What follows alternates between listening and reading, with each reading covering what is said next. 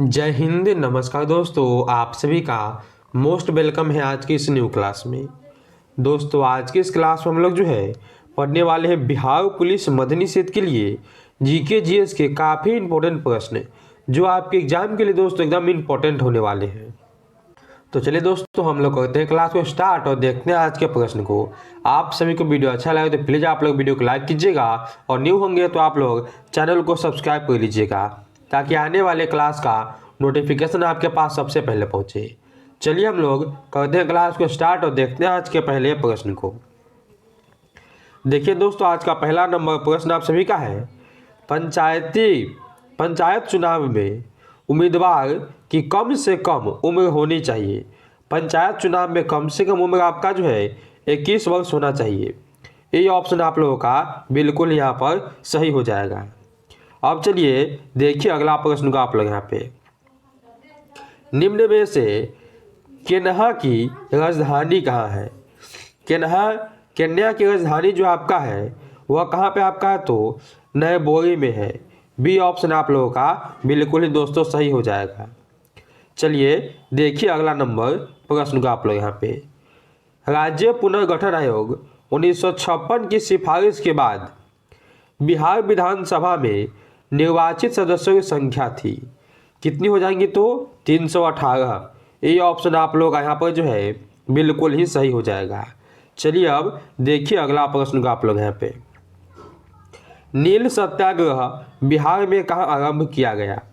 तो नील सत्याग्रह आपके जो है बिहार के चंपारण में हुए थे जो महात्मा गांधी जी के द्वारा किया गया था। सी ऑप्शन आप लोगों का सही हो जाएगा। चलिए देखिए अगला प्रश्न आप लोग, पुराने लिच्छवी राज्य की राजधानी थी। लिच्छवी की राजधानी क्या थी आपकी, तो वैशाली थी। सी ऑप्शन आप लोगों का सही हो जाएगा। चलिए दोस्तों हम लोग अब देखते हैं अगला नंबर प्रश्न को। अगला प्रश्न आप सभी के यहाँ पे है, नव नालंदा महाविद्यालय किसके लिए विख्यात है। यह आपके विख्यात है किसके लिए, तो पाली अनुसंधान संस्था के लिए। ऑप्शन नंबर आप लोगों का जो है सी हो जाएगा यहाँ पे बिल्कुल ही सही। अगला देखिए दोस्तों, अगला प्रश्न आपका है, मगध विश्वविद्यालय कहाँ स्थित है। तो मगध विश्वविद्यालय आपके कहाँ पे है, तो बोधगया में है। ऑप्शन नंबर आप लोगों का यहाँ पर हो जाएगा बी। चलिए अब देखिए अगला प्रश्न। अगला क्वेश्चन आपके सामने यहाँ पे है, विश्व पर्यावरण दिवस मनाए जाते हैं। तो विश्व पर्यावरण दिवस आपके जो है 5 जून को दोस्तों मनाए जाते हैं। सी ऑप्शन को आप लोग यहाँ पर सही कीजिएगा।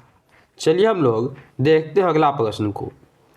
अगला प्रश्न आप सभी के यहाँ पे है, अमर्त्य सेन को किसके लिए नोबेल पुरस्कार दिया गया था।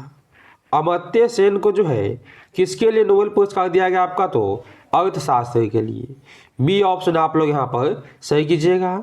चलिए देखिए अगला प्रश्न आप लोग यहाँ पे, प्रथम रेलवे और परिवहन विश्वविद्यालय की स्थापना कहाँ की गई थी। यह स्थापना हो जाता है कहाँ पे आपके, तो ऑप्शन ए आप लोग यहाँ पर सही कीजिएगा, वडोदरा में। ये ऑप्शन आप लोग का यहाँ पर सही हो जाएगा। चलिए दोस्तों देखिए अगला प्रश्न। अगला प्रश्न आपका है कि फरवरी 2025 में सरकार ने कितने रामरस स्थलों की घोषणा की है। यह की है टोटल 4 के। ऑप्शन नंबर आप लोग यहाँ पर जो है बी को दोस्तों सही कीजिएगा। चलिए अगला प्रश्न देखिए। अगला आप सभी कहा कि कौटिल्य के अर्थशास्त्र के अनुसार निम्नलिखित में से कौन राज्य के करों की वसूली के लिए जिम्मेदार था। कौन थे आपके, तो बी ऑप्शन आप लोग यहाँ पर सही कीजिएगा, शनिधार। बी ऑप्शन आप लोग यहाँ पर हो जाएगा बिल्कुल ही सही। चलिए अब अगला प्रश्न देखिए। अगला प्रश्न आप सभी के यहाँ पे है, बुद्ध से संबंधित अवसरों से जुड़े प्रतीक को स्तूप प्रतीक है।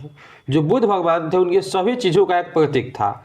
उसमें आपका जो स्तूप है यह किसका प्रतीक है, यह आपका मृत्यु का प्रतीक है।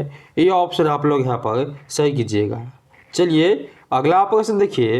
अगला प्रश्न आपका है कि आयुर्वेद के महान विद्वान चरक किस शासन के काल से संबंधित है।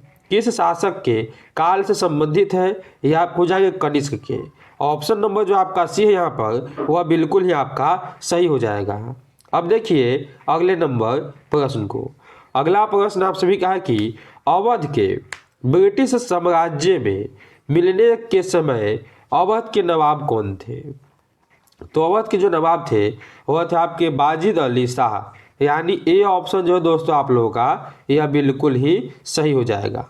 दोस्तों अभी तक आप लोगों ने वीडियो को लाइक नहीं किया है तो चलिए फटाक से वीडियो को लाइक कीजिए और न्यू है तो सब्सक्राइब कीजिए ताकि आने वाले क्लास का नोटिफिकेशन आपके पास सबसे पहले पहुंचे और जिसे देखकर आप अपनी जो है मध्य निषेध की तैयारी बहुत ही अच्छा कर पाए। चलिए अब देखिए अगला प्रश्न को। अगला प्रश्न आप सभी का है कि भारत एक खोज पुस्तक अहमदनगर, ठीक है, अहमदनगर किला जेल में कारावास के दौरान लिखी गई है। ये जो आपका भारत एक खोज है ये अहमदाबाद जेल के कारावास के द्वारा लिखी गई एक पुस्तक है। भारत एक खोज के लेखक कौन है? आपको बताना है कि भारत एक खोज जो है इस पुस्तक के लेखक कौन है। ये आपके जवाहरलाल नेहरू। ऑप्शन नंबर आप लोगों का डी हो जाएगा यहाँ पे सही। चलिए अब अगला प्रश्न देखिए। अगला प्रश्न आप सभी के यहाँ पे है, ब्राह्मणों के आधिपत्य के विरुद्ध निम्न जातियों के हित के लिए किया गया सर्वप्रथम आंदोलन था। सबसे पहला आंदोलन कौन था आपका? तो सत्य शोधन समाज। ऑप्शन नंबर आप लोगों का यहाँ पे हो जाएगा बी वाला बिल्कुल ही सही। अब चलिए देखिए अगला प्रश्न आप लोग। अगला प्रश्न आप सभी क्या है कि 1932 का पूना पैक्ट संबंधित था। 1932 का आपका पूना पैक्ट जो है यह किससे संबंधित है? तो ऑप्शन ए को आप लोग यहाँ पे सही कीजिएगा, दलित वर्गों के राजनीतिक अधिकारों से। ये ऑप्शन जो है आप लोगों का वह बिल्कुल यहाँ पे सही हो जाएगा। चलिए अब देखिए 20 नंबर प्रश्न का आप लोग यहाँ पे, ग्रेट बैरियर रीफ किस देश में है? ग्रेट बैरियर रीफ आपका जो है कहाँ पे है? तो ऑप्शन नंबर आप लोग यहाँ पे डी को सही कीजिएगा। क्या कीजिएगा? डी ऑप्शन आप सही कीजिएगा यहाँ पे ऑस्ट्रेलिया में। डी ऑप्शन आप लोगों का बिल्कुल ही सही है। आइए देखिए अगला प्रश्न आपको लोग। अगला प्रश्न आपका है कि डेट्रॉयड नामक नगर किसके लिए प्रसिद्ध है?